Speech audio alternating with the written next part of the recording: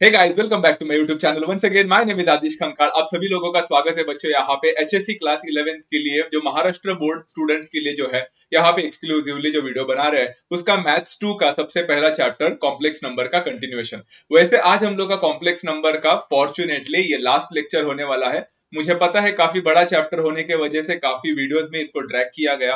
सारे क्वेश्चंस लेने के वजह से एक्सरसाइज 1.1 जो था उसी में सबसे ज्यादा क्वेश्चंस होने के वजह से ये जो वीडियो का जो सेशन है, हमारा जो पूरा प्लेलिस्ट है, कुछ ज्यादा ही बड़ा हो गया। बट आज हम लोग का यहाँ पे लकीली एंड फॉर्चुनेटली खत्म होने वाला है ये चैप्टर। हम लोग यहाँ पे आज लेने वाले एक्सरसाइज 1.4 का क्वेश्चन नंबर 6, जो कि है ना एक्चुअली डी मोइरिस थियोरम से भी रिलेटेड नहीं है ना, वो हमारा क्यूब रूट ऑफ यूनिटी से रिलेटेड है, इसलिए अलग से एक वीडियो बना रहा हूँ। ये वीडियो ज्यादा बड़ा नहीं होने वाला है, मैक्स टू मैक्स 15 मिनट्स तक चलेगा, बिकॉज सिर्फ क्वेश्चन नंबर 6 में जो सब क्वेश्चन है वो 6 है, वो आराम से डील किया जा सकता है, आराम से जल्दी हो सकता है। तो शुरू करते हैं बच्चों, बिना कुछ देरी के स्टार्ट करते हैं यहाँ पे। तो एक्सरसाइज 1.4 का जो क्वेश्चन नंबर 6 है वो कुछ बोलता है ऐसा: find the equation in Cartesian coordinates of the locus of Z if the sub question number 1 is mod of Z is equal to 10। बच्चों सबसे पहले मैं आप लोग को कुछ बताना चाहता हूँ। अगर आप ये वीडियो को पहली बार देख रहे हैं, अगर मेरे वीडियो को पहली बार देख रहे हैं या फिर कॉम्प्लेक्स नंबर ही पहली बार देख रहे हैं, तो पहला आप लोग को है ना मॉड ऑफ जेड का मतलब समझना बहुत ज्यादा इंपॉर्टेंट है। उसका पूरा का पूरा मैंने सेशन प्लेलिस्ट में दे दिया है। प्लेलिस्ट आपको लिंक डिस्क्रिप्शन में मिल जाएगा, जरूर जाकर देख लेना। मॉड्यूलस ऑफ जेड का मतलब सिंपल था बच्चा। मॉड्यूलस ऑफ जेड मतलब होता क्या, एक डायरेक्ट डिस्टेंस ओरिजिन से लेकर उस पर्टिकुलर पॉइंट का, एंड उसका एक फॉर्मूला हुआ करता था, the modulus of Z is always equal to under root of X square plus Y square, या फिर A square plus B square भी बोल सकते हैं। जहां पे एक्स हमारा रियल पार्ट होता था एंड वाई जो हमारा है वो इमेजिनरी पार्ट होता था, उसका स्क्वायर करके ऐड करके हमें एक स्क्वायर रूट निकालना रहता था। ये एक तरह से पाइथागोरस थ्योरम को ही फॉलो करने वाला जो नियम था, तो वहां पे हम लोग यूज करते हैं। तो अगर आप लोग को मॉड्यूलस के बारे में पूरी तरह से पता है, आज का सेशन बहुत ही सिंपल जाने वाला है। सबसे पहले उन्होंने हम लोग से क्या मांगा है बच्चा, क्वेश्चन पढ़ते हैं। Find the equation in the Cartesian coordinate. Cartesian coordinate मतलब एक्स एंड वाई में हम लोग को आंसर चाहिए, ऐसा उन्होंने खुद बोला है। इक्वेशन बनाने का है in the locus of Z. Locus का मतलब होता है सेट ऑफ पॉइंट्स, उसका डिटेल में नहीं समझते, लोकस आगे जाकर पढ़ेंगे। अभी फिलहाल के लिए सिर्फ इतना समझो कि हमें कार्टेशियन कोऑर्डिनेट मतलब एक्स एंड वाई के टर्म्स में एक इक्वेशन बनानी है। सिंपल है। चलो, तो mod of Z is equal to 10 है, तो उन्होंने ही बोला है कि एक्स एंड वाई के टर्म्स में चाहिए, तो पहला जेड जो कॉम्प्लेक्स नंबर है उसको पहला एक standard form of complex number में लिखना पड़ेगा। तो हम क्या करेंगे, let Z is equal to X plus iota Y. तो समझ में आ गया, मतलब z जो है वो हमारा कॉम्प्लेक्स नंबर है, तो उसको मैंने x प्लस आयोटा y के टर्म्स में लिख लिया। अब सबको पता है बच्चों कि हमें पता है कि mod of z is equal to 10 है, बट z जो है उसके जगह पे मैं भी x plus iota y substitute कर सकता हूँ। तो मॉड ऑफ z बन जाएगा mod of x plus iota y is equal to 10। Simple है। हाँ, modulus of any conjugate, modulus of any complex number अगर हम बात करेंगे तो हमने क्या सीखा था बच्चा, modulus of any complex number is always represented as square root of X square plus Y square. X square क्यों बोलते थे, X is the real part and Y is the imaginary part. तो यहाँ पे क्या हो जाएगा, therefore under root of X square plus Y square will be equal to 10। Very simple. समझ में आ रहा है सभी लोगों को? ग्रेट। अब यहाँ पे अगर मुझे इक्वेशन बनाने का है तो मुझे वो स्क्वायर रूट को हटाना पड़ेगा। तो स्क्वायर रूट को कैसे हटा सकते हैं, by squaring both the side. अगर मैंने स्क्वायरिंग कर दिया बोथ द साइड तो X square plus Y square बन जाएगा 100। इसका रीजन लिख सकते हो स्क्वायरिंग बोथ द साइड्स करके। Very simple. इसके आगे आप कुछ नहीं कर सकते। एक्चुअली यहाँ पे ही क्वेश्चन खत्म हो जाता है। X square plus Y square is equal to 100 आपका एक कार्टेशियन कोऑर्डिनेट सिस्टम के हिसाब से एक इक्वेशन बन चुका है, and it is as simple as that. बच्चों मैं आप लोग को ये चीज थोड़ा सा आउट ऑफ द सिलेबस है फिलहाल के लिए, तो X square plus Y square is equal to 100 ये कौन से ज्योमेट्रिकल फिगर का इक्वेशन एक्चुअली डिपिक्ट करता है, अगर आपने आगे के स्टडीज किए होंगे तो आपको ये पता होगा। तो कमेंट्स में जरूर आंसर दे सकते हैं कि X square plus Y square is equal to 100 मतलब 10 का स्क्वायर है। ये कौन से इक्वेशन, ये किसका इक्वेशन है, कौन से ज्योमेट्रिकल फिगर का इक्वेशन है, आप जरूर मुझे कमेंट्स में बता सकते हैं, मैं डेफिनेटली उसको चेक करूंगा। चलो, going further for the sub question number 2 of the same question number 6। यहाँ पे क्या बोल रहा है, mod of z minus 3 is equal to 2। ध्यान से सुनो बच्चा, स्टार्टिंग तो सेम होने वाला है कि let us consider z to be x plus iota y। z हमारा x प्लस आयोटा होने वाला है बिकॉज z हमारा कॉम्प्लेक्स नंबर है। तो बच्चों वहां पे आप लोग को जो क्वेश्चन है उस क्वेश्चन में आपको सिर्फ z के जगह पे x plus iota y substitute करना है, बाकी सारी चीजें सेम रखनी है। मतलब क्या हो जाएगा बच्चा, इट विल बिकम, देखो z के जगह पे x प्लस आयोटा y डाल दिया, -3 एज इट इज था इज इक्वल टू 2। अब इसको डायरेक्टली स्क्वायर रूट मत करना बच्चा। सबसे पहले कॉम्प्लेक्स नंबर में आप लोग को ये बात समझना जरूरी है कि आप लोग को सारे रियल वाले टर्म्स एक साथ रखने हैं, इमेजिनरी वाला पार्ट बाजू में। तो यहाँ पे रियल पार्ट कौन सा दिख रहा है, x and -3 are all real, तो मैंने उसको थोड़ा सेग्रीगेट किया। तो x -3 has come in one side and iota वाला part in the another side, plus iota y is equal to 2। अब ये मॉड्यूलस निकालने बोल रहे हैं इस कॉम्प्लेक्स नंबर का। तो कॉम्प्लेक्स नंबर का मॉड्यूलस मैंने कैसा निकालने का होता है, under root of real part का स्क्वायर प्लस इमेजिनरी पार्ट का स्क्वायर। यहाँ पे रियल पार्ट है x -3, तो अंडर रूट ऑफ हो जाएगा बच्चा x -3 the whole square plus imaginary part है y, तो y का square, and that will be equal to 2। Simple है। इसके बाद क्या करना है सभी लोगों को पता है, all we need to do is हमें वो स्क्वायर रूट को हटाना पड़ेगा by squaring both the side. अगर मैंने स्क्वायरिंग कर लिया तो स्क्वायर रूट हट जाएगा, x -3 the whole square plus y square is equal to 2 का स्क्वायर हो जाएगा 4 बच्चों, एंड इसका रीजन होगा स्क्वायरिंग बोथ द साइड। अब मेजॉरिटी ऑफ द स्टूडेंट्स यहाँ पे क्या करते हैं कि वो x -3 द होल स्क्वायर आपको जो दिख रहा है ना, उसको ब्रैकेट को ओपन करने की भी कोशिश करते हैं। तो अगर आपने उसको ओपन भी किया तो भी चलेगा, तो आप लोग को एक अलग से इक्वेशन बनेगा, बट वो फिर भी चलेगा। अगर आपने इसको इतना भी रख दिया तो भी चलेगा। Is that clear to everyone? तो मेजॉरिटी ऑफ द स्टूडेंट्स यही सवाल पूछते हैं कि हमें कैसा पता चलेगा कहाँ चलेगा क्या नहीं चलेगा। देखो ये एक particular x square plus y square is equal to someone square, ये आगे आगे जाके आपको पता चलेगा। एक पर्टिकुलर ज्योमेट्रिकल फिगर का ये इक्वेशन है, तो इसको भी इक्वेशन माना जा सकता है। बट अगर आप लोग रिस्क नहीं लेना चाहते एंड और आगे बढ़ाना चाहते हैं तो आप x -3 द होल स्क्वायर को ओपन कर सकते हैं एंड एक नया इक्वेशन भी बना सकते हैं। इट्स कंप्लीटली योर चॉइस, इधर तक करो नहीं तो नीचे तक करो, कोई प्रॉब्लम नहीं है। Okay, going for other exercise 1.4 का क्वेश्चन नंबर 6 का सब क्वेश्चन नंबर 3 मैंने सारे क्वेश्चंस लेने का कवर करने का सोचा है। यहाँ पे अगर हम देखेंगे यहाँ पे mod of z -5 plus 6 iota is equal to 5 है, तो ये क्वेश्चन भी थोड़ा बहुत सेम ही है कि हम क्या करेंगे, let z is equal to X plus iota y करेंगे। फिर हमारा जहां जहां z है वहां हम x प्लस आयोटा y रखेंगे, keeping rest of the things the same. तो ये क्या हो जाएगा, mod of x plus iota y -5 plus 6 iota is equal to 5 हो जाएगा। अब यहाँ पे मैंने आप लोग को बोला था बच्चा सबसे पहला सेग्रीगेशन करना है इस हिसाब से कि आपको सारे रियल पार्ट एक साथ रखने हैं एंड सारे इमेजिनरी वाले एक साथ। तो यहाँ पे रियल है x -5 will come together, and आप देख सकते हो बच्चों आयोटा y और प्लस 6 आयोटा को मैंने सेपरेट तो कर भी दिया, उसके साथ साथ उसका आयोटा भी कॉमन ले लिया। ये सारे चीजें आप फटाफट अभी कर सकते हैं। तो आयोटा को कॉमन लेने पर y plus 6 will become an imaginary part over here is equal to 5। अब सबको पता है मॉड्यूलस कैसे रिप्रेजेंट किया जाता है, under root of real part का स्क्वायर प्लस इमेजिनरी पार्ट का स्क्वायर। रियल पार्ट है x -5 एंड इमेजिनरी पार्ट है y प्लस 6, उनका रेस्पेक्टिव स्क्वायर करके एडिशन करना है इज इक्वल टू 5। सबको पता है बच्चों यहाँ पे अगर आपको स्क्वायर रूट को हटाना है तो स्क्वायरिंग करना पड़ेगा, तो x -5 the whole square plus y plus 6 the whole square will be equal to 5 का square that is equal to 25। Again I am going to tell you, ये भी एक अच्छा खासा रिप्रेजेंटेशन दे रहा है आपको, समवन स्क्वायर पर something square is equal to something square as well. इसको आप इधर तक भी रखकर आ सकते थे, बट अगर आपको लगता है कि मैं यहाँ पे सॉल्व करना चाहता हूँ या चाहती हूँ तो जरूर जाकर कर सकते हैं, एक्सपांड करो, दोनों में मार्क्स मिलने वाला है। क्लियर है? चलो going for the next exercise 1.4 question number 6। Again sub question number 4 पे ऑलरेडी आ चुके हैं हम लोग।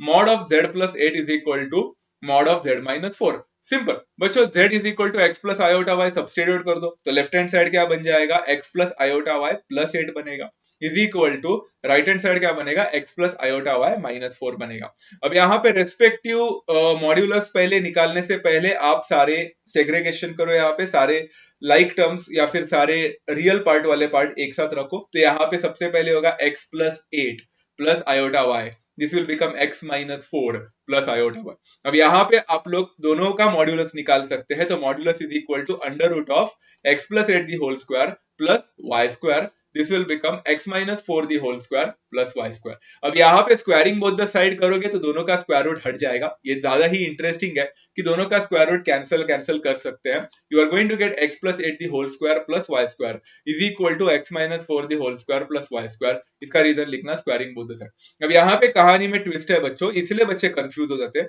कि अगर हमने सर इतना ही इक्वेशन करके आए तो चलेगा क्या, यहाँ पे नहीं चलेगा, because this is not looking like an equation something called as something square plus something square is equal to किसी ना किसी कांस्टेंट का स्क्वायर। नो, ऐसे टाइप ऑफ इक्वेशन नहीं है ये।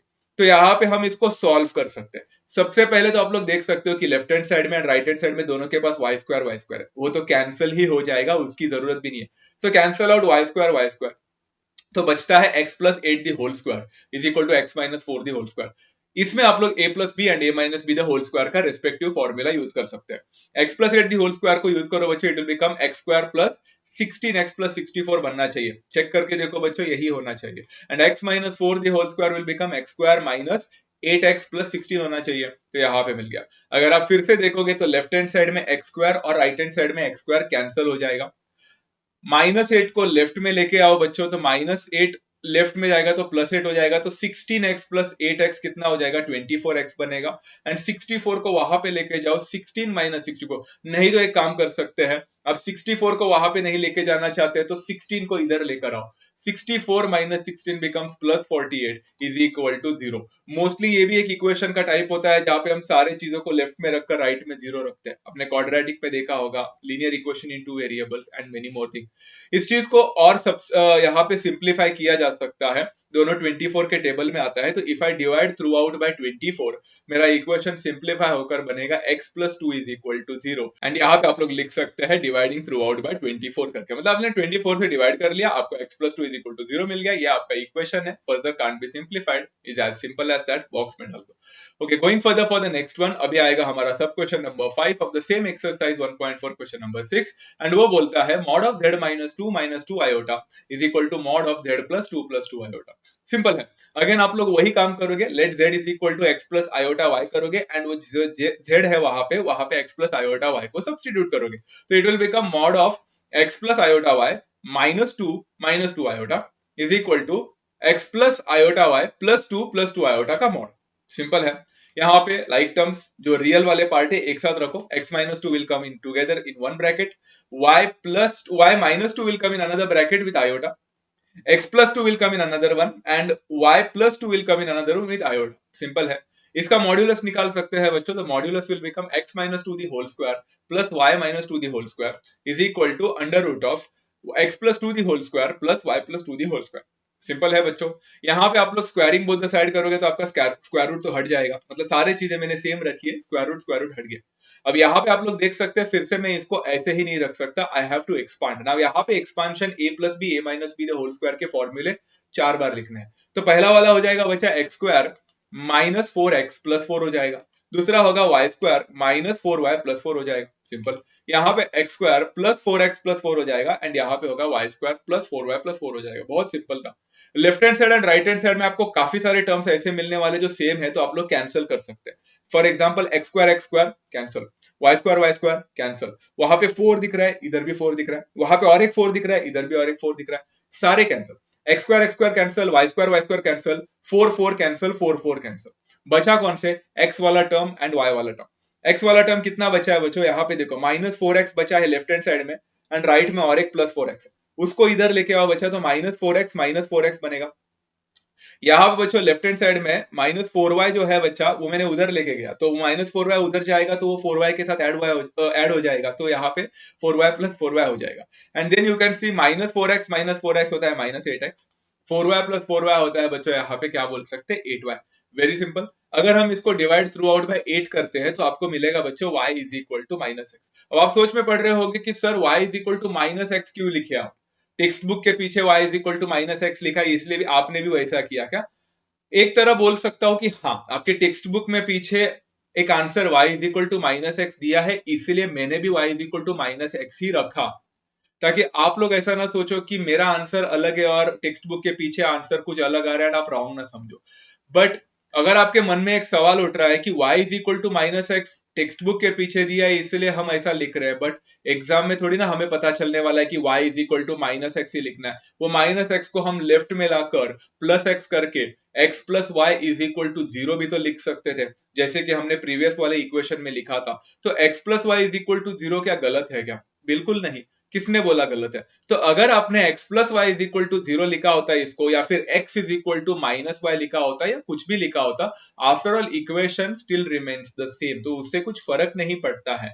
सिर्फ टेक्स्ट बुक के पीछे का सोल्यूशन, आपका आंसर जो मैच करना चाहिए ताकि आप लोग को कंफ्यूजन ना हो, इसलिए मैंने इसका ऐसा रिप्रेजेंटेशन किया है।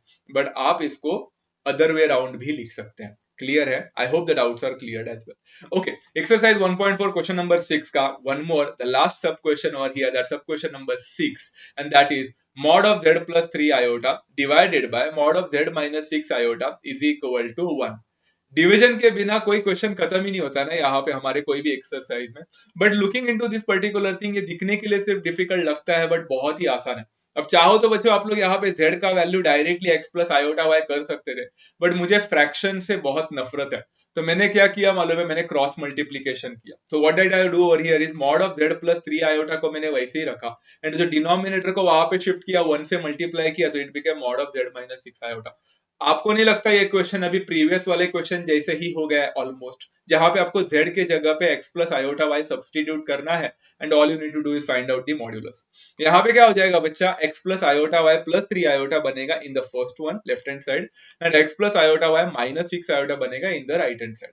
मॉड्यूलस निकालने की जरूरत है क्या, डायरेक्टली नहीं निकाल सकते, पहले यहाँ पे रियल पार्ट तो एक ही है, इमेजिनरी पार्ट इस बार बढ़ गए हैं, तो इमेजिनरी पार्ट करोगे तो क्या हो जाएगा, आयोटा को कॉमन लो तो y plus 3 will come in one bracket, and उधर आयोटा को कॉमन लो तो क्या मिलेगा, y minus 6 will come in another bracket.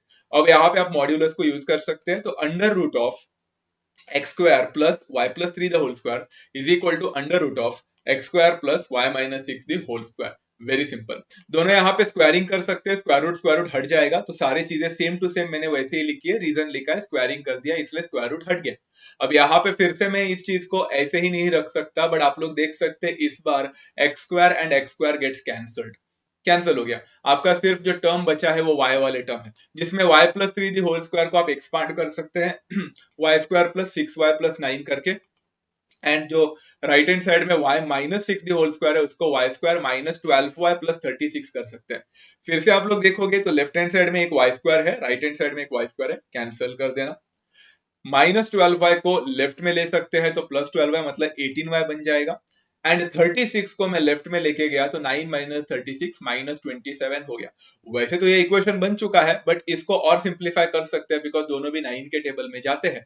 If I divide this throughout by 9, the only result that I am going to get is obviously 2y minus 3 is equal to 0 करके, and this is how बच्चों you get the final answer over here. इसको मैंने reason भी लिख लिया है, dividing throughout by 9, and finally box में डाल सकते हो, एंड यहाँ पे आप लोगों को एक इक्वेशन बनता हुआ दिख रहा है, and it is as simple as that. I hope बच्चों आप लोग को आज का सेशन समझ में आ गया। मैंने आप लोग को बोला था today session will be short and sweet, 15 to 20 minutes का सेशन होने वाला है, एंड इसी के साथ साथ बच्चों आई होप ये टॉपिक समझने के साथ साथ आप लोगों को कॉम्प्लेक्स नंबर पूरी तरह से समझ में आ गया है। Even though the videos are too much, videos 14 videos का ये चैप्टर बन चुका है complex number, but I hope आप लोग इसको आराम से अच्छी तरह से देखोगे एंड समझकर इसको आगे बढ़ोगे। कॉम्प्लेक्स नंबर होने के बाद I am going to start with a new chapter called as trigonometry. तो आगे वाले जितने भी सेशंस होने वाले हैं वो ट्रिगो 1 और ट्रिगो 2 के ऊपर रहने वाले हैं। One of the most important chapter for your entire 11th and 12th and JEE and any other competitive examination is concern. तो बच्चों थोड़ा सा और पेशेंस रखना, ट्रिगो स्टार्ट होने वाला है, तब तक आप लोग इस चीज को देख सकते हैं, angle and it's measurement, complex number को अच्छी तरह से पढ़े। मिलते हैं बच्चों नेक्स्ट सेशन में। अगर वीडियो अच्छा लगा हो तो लाइक करें, share with all your friends, don't forget to subscribe if you are new to the channel. At the same time मिलते हैं नेक्स्ट सेशन में, तब तक take care of yourself, love you all, thank you so much and happy learning.